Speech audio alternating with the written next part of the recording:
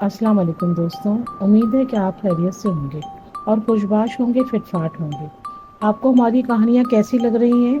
Comment box के अंदर अपनी राय का ज़रूर इजहार कर दिया करें और हमारे चैनल को बराए मेहरबानी लाइक भी कर दिया करें। अच्छा, आज हम जो स्टोरी आपको सुना रहे हैं वो एक गांव की कहानी है। एक गांव के नौजवान की कहानी है जो 16-17 साल नौजवान था। और ये कहानी हमसे शेयर की गई है, लिहाजा ये कहानी हम आपको उन्हीं की ज़बानी सुनाएंगे। मेरा मदरसा मेरे घर से बहुत दूर था। मैं रोज़ाना 3 किलोमीटर का सफ़र तय कर कर मदरसे पहुंचता था। ये मेरा रोज़ का मामूल था। कभी कभार मैं अपनी साइकिल पर भी आ जाया करता था, मगर रोज़ाना आना मुश्किल हो जाया करता था क्योंकि मेरी साइकिल अक्सर रास्ते में धोखा दे जाया करती थी। मेरे मदरसे में दीनी और दुनियावी दोनों तालीम दी जाती थी, इसके अलावा हुनर भी सिखाया जाता था। लिहाजा सुबह 8 बजे से शाम 5 बजे तक मदरसे में गुजरता था और फिर वापसी का सफ़र शुरू होता था। सर्दियों में तो ये सफ़र बहुत दुश्वार लगता था क्योंकि रोशनी का कोई बाकायदा इंतज़ाम नहीं था, मगर मैं इन रास्तों से मानूस हो चुका था और मैंने कई शॉर्टकट भी ढूंढ लिए थे।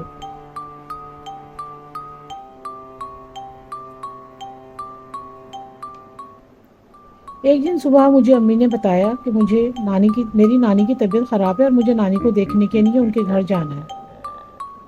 और उन्होंने मुझे कुछ सामान भी दिया कि जो मुझे नानी के पास लेकर जाना था। मैं जब भी अपनी नानी के घर गया था, अपनी वालदा और वालिद के साथ ही गया था, मगर अब अकेले जाना था। मदरसे से नानी के घर का फासला भी उतना ही था जितना मेरे घर और मदरसे का था, और मुझे उनके घर जाने का कोई शॉर्टकट रास्ता भी नहीं मालूम था। बहरहाल अम्मी से इजाज़त ली और अम्मी ने जाते जाते हिदायत दी कि मैं मदरसे से जल्दी उठ जाऊं, देर ना करूं, वरना रास्ते में देर हो जाएगी और रात हो जाएगी, जिसकी वजह से मुझे वहाँ पहुँचने में मुश्किल हो सकती है। मैंने अम्मी की हिदायत पर अमल करने की पूरी कोशिश की, मगर खुदा का करना ऐसा हुआ कि उस दिन काम इतना ज़्यादा था कि शाम के 5 बज गए। और जब मैं मदरसे से निकला तो अंदाजे के मुताबिक जिस तरह से मैं चलता रहा, नाक की सीध में नानी का घर था, मगर इन अनजान रास्तों से इतनी दोस्ती ना थी। अंधेरा फैलना शुरू हो गया। मैं अपने अंदाजे से चला जा रहा था, मगर कुछ देर बाद ही मुझे अंदाज़ा हो गया कि मैं रास्ता भूल चुका हूँ और मैं किसी गलत रास्ते की तरफ रवा दवा हूँ। आंखें अंधेरे में देखने के काबिल हुई तो अंदाज़ा हुआ कि ये खेतों से भरा हुआ एक जंगल है जिसमें दरख्त भी हैं और खेत भी हैं, और रास्ते में कुछ कच्ची पक्की पगडंडियाँ भी हैं। अंधेरा इतना था कि हाथ को हाथ सुझाई ना देता था। झींगरों की आवाज़ों से जंगल गूंज रहा था। लम्हे भर को मुझे ऐसा लगा कि मैं इस अंधेरे का ही हिस्सा हूँ। बेबसी के एहसास से आंखों में आंसू आ गए और अल्लाह से मदद मांगी कि ए अल्लाह, मेरी मदद फरमा। कुछ देर बाद खुद में कुछ हिम्मत पाई तो अपने अंदाजे से मैंने आगे बढ़ना शुरू किया। अभी कुछ देर सफ़र ही किया था कि अचानक से सामने से दो दहकते हुए अंगारों जैसी आंखें नजर आईं। मैं ये समझा ये किसी जंगली जानवर की आंखें हैं और आज मैं इसकी ग़िज़ा बनने जा रहा हूँ। अभी मैं ये सोच ही रहा था कि आवाज़ आई कि तुम्हें जो रोशनी नज़र आ रही है, इस रोशनी की तरफ चले आओ, सीधे नाक की सीध में। आवाज़ में एक हैबत थी। मेरे रूंगटे खड़े हो गए, मगर उनकी बात मानने के सिवा कोई चारा भी ना था। इन लाल दहकती हुई आंखों की तरफ देखता रहा, बढ़ता रहा। खौफ से बुरा हाल था। जितना सफ़र तय कर रहा था बढ़ता ही जा रहा था। चलते चलते मैं रुक गया। मेरी बोतल से पानी ख़त्म हो चुका था। खाने पीने का सामान भी मेरे जो साथ था वो भी ख़त्म हो चुका था। मैं रुक गया। वो लाल दहकती हुई अंगारों जैसी आंखें मुझे मुसलसल घूर रही थी। आवाज़ आई, रुक क्यों गए हो?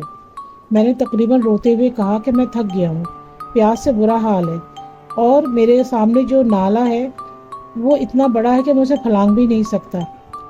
थोड़ी देर खामोशी रही, फिर आवाज़ आई कि अच्छा, अपनी आंखें बंद कर लो। मैंने बिल्कुल हुक्म की तामील की, आंखें बंद कर लीं।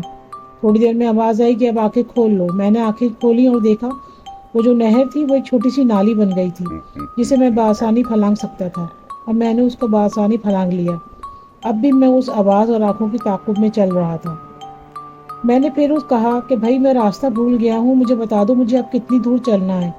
मेरी नानी मेरा इंतज़ार कर रही होंगी।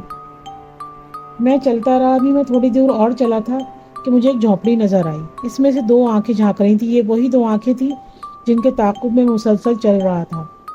मैं खामोशी से उन आंखों की तरफ देखता रहा। वो आंखें भी मुझे ही देख रही थीं। आवाज़ आई, इस झोंपड़ी के अंदर आ जाओ। मैं अंदर चला गया। ये एक छोटी सी झोंपड़ी थी। इसमें इतनी गुंजाइश थी कि बस एक मेज़ रखी हुई थी।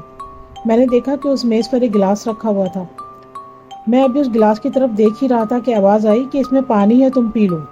میں نے خاموشی سے گلاس اٹھایا اور پانی پی لیا۔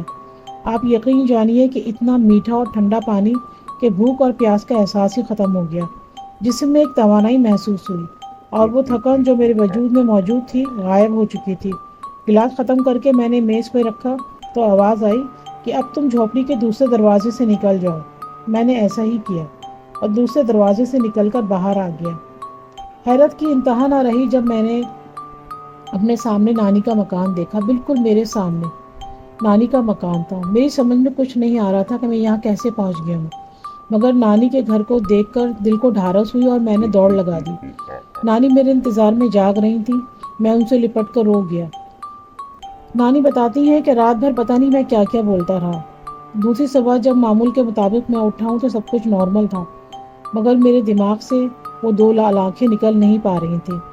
اور آپ یقین جانیے کہ آج تک مجھے وہ دہکتے ہوئے انگاروں جیسی دو لال آنکھیں یاد آتی ہیں تو ذہن میں سوال آتا ہے کہ وہ کون تھا، وہ کس کی آنکھیں تھیں، وہ کیا راز تھا، میں آج تک معلوم نہیں کر سکا۔ دوستوں، آپ کو آج کی کہانی کیسی لگی؟ امید ہے کہ آپ کو پسند آئی ہوگی۔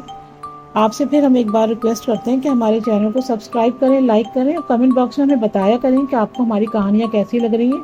اگر کوئی کمی اس میں آپ کو محسوس ہوتی ہے تو وہ بھی آپ لکھ سکتے ہیں، ہم اس کو ویلکم کہیں گے اور اپنی غلطی کو سدھارنے کی کوشش کریں گے۔ اگلی کہانی تک کے لیے اللہ حافظ۔